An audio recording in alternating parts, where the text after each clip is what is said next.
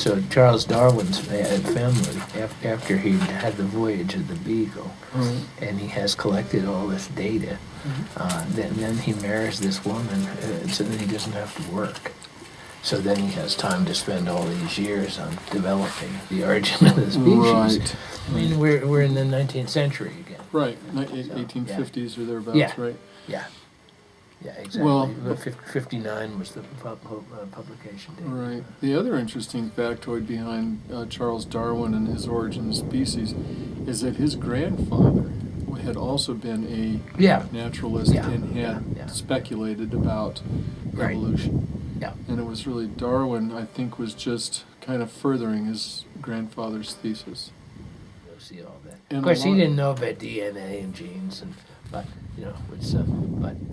those sorts of things, and how heredity really worked. But still, though, I mean, he did a lot of work there. Yeah, I think the work of heredity actually came out later, although it was done earlier. What was the guy's name? He was Mendel. Mendel. That's Yeah, right. I mean, but the more genetics and Right. the modern genetics has really showed how so much of what he's done. Well, modern genetics has basically proven out Mendel's theory. Mendel did the work, and the remarkable thing is that he had no intention in publishing any of it. Right? Well, Darwin only put it out because some other people were going to put out lesser versions of he figured, I guess he better do this. Well, he didn't want to incur the wrath of I mean, after all, it was man's place. I mean, this is a nasty thing to tell people. Descended from monkeys, or now you kind of sort of have brought it to religion in Genesis, right? And to me, the theory of evolution has been pretty well worked out. It's a pretty cogent and logically true argument. It's got some holes, but it's a lot better than Genesis. Well, it's useful. It's useful scientifically, right? And it's necessary to know about it in detail.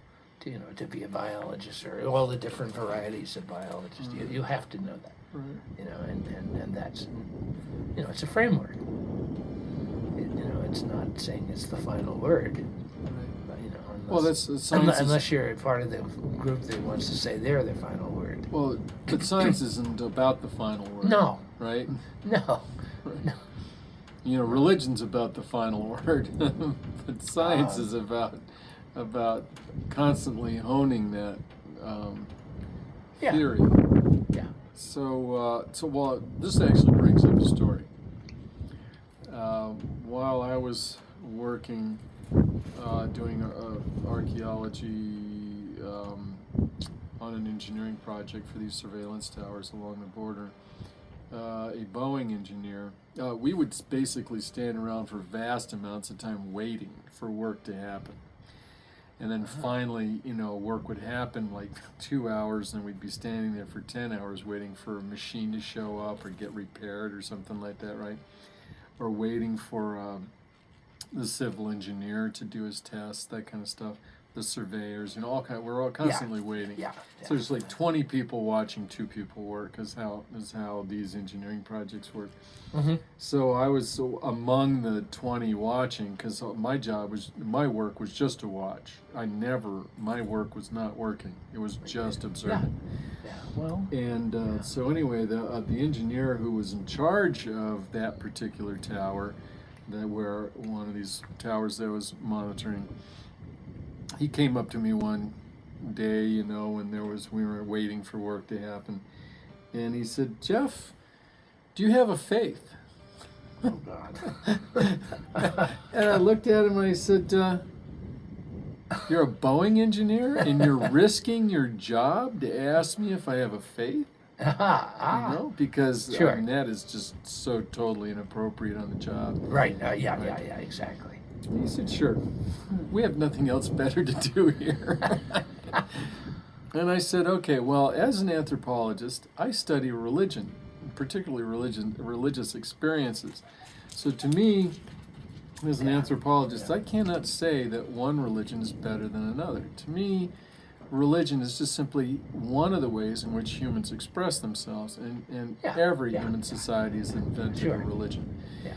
And so then and I said, well, how about you? I guess you must be a Christian. And he said, I am. And he said, well, do you believe in evolution? And I said, I'm an anthropologist. I get evolution in spades. You cannot graduate without getting so much evolution that thrown at you that it's a given. You have to buy it. And not only that, but it's a cogent and logically true argument. Certainly Genesis doesn't present a good argument for me. And I said, what about you? You're an engineer. Right? You've got some kind of scientific training. And he said, oh, it gets worse than that. My BS was in biology. You can't get a degree in biology. I mean, that's even more evolution, right? Sure. So I said, okay, well, how do you pull that together? Sure. And he said, well, on Sundays I'm a Christian, I'm a Baptist. Right. 6 days of the week I'm an engineer. Yes. And I said, well, how's this?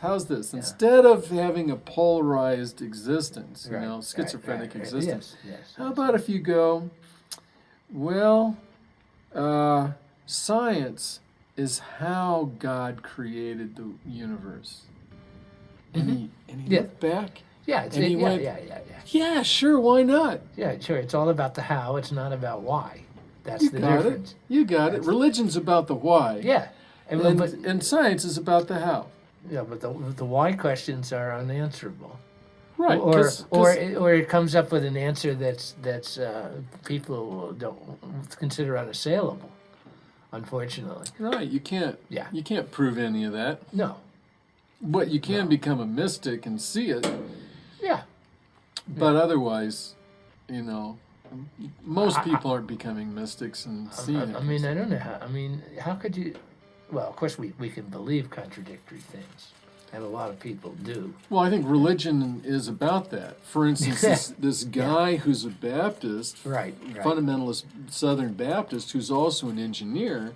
Yes. So he lives this compartmentalized life, which to me is part of that dysfunctional culture. Absolutely. Right? Instead of living a cogent and logically true life and going, you know what, Genesis is a nice metaphor.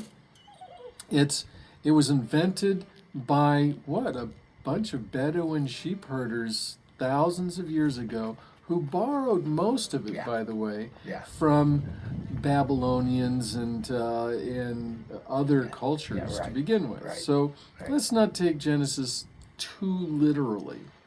Right? And so I'm constantly amazed at how people are all too willing to throw out their very expensive education for religion. And that, to me, is one of the foundations of the dysfunctional culture.